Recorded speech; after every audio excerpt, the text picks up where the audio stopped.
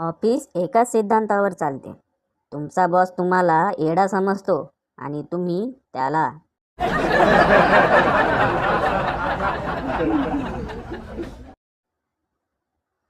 उद्या काय होईल माहीत नाही, म्हणून झोपताना आपली चॅटिंग डिलीट करून झोपा.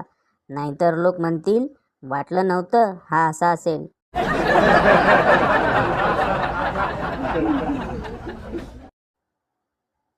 एका शेतात दोन चिमण्या दाणे खात होत्या.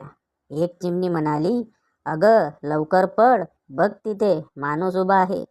दुसऱ्या चिमणीने निरखून पाहिले आणि म्हणाली, चिंता नको करूस, ते बुजगावणं आहे. पहिली चिमणी, तुला कसं कळलं?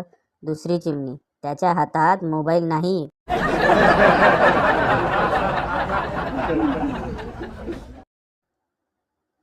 माणूस खूप विचित्र प्राणी आहे.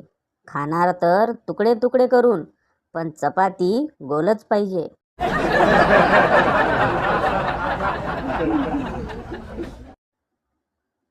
कुछ लोग आम ऐसे खाते हैं कि गुठलियाँ भी शर्मा कर बोल पड़ती है, छोड़िए ना, बस कीजिए, लोग देख रहे हैं.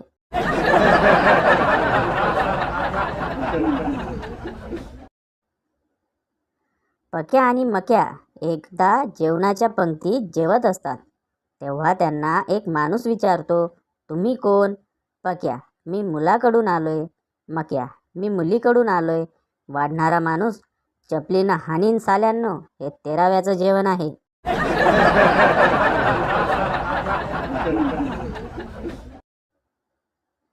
तुम्ही 50 नाही तर 100 रुपयाच्या पाणीपुरी खा, पण जोपर्यंत सुकीपुरी खात नाही तोपर्यंत तुमचं पोट भरत नाही.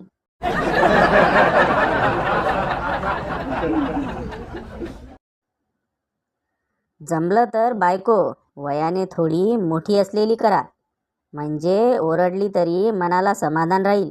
ओरडू दे, मोठी आहे ती आपल्यापेक्षा.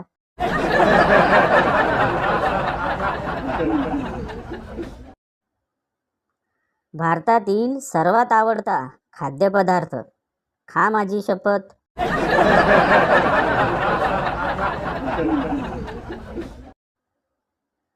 रात्री नवरा बायकोचं भांडण झालं. सकाळी बायको रागात उठली नाही.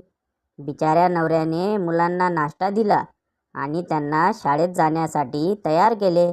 बायको बेडवरून रागाने फक्त बघत होती. जसा नवरा मुलांना शाळेत सोडण्यासाठी निघाला, बायको म्हणाली, थांबा जरा, आज रविवार आहे.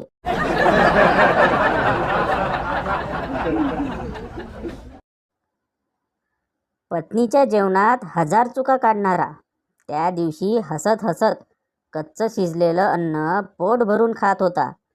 कारण त्या दिवशी त्याच्या लाडक्या मुलीने जेवण बनवलेलं असतं.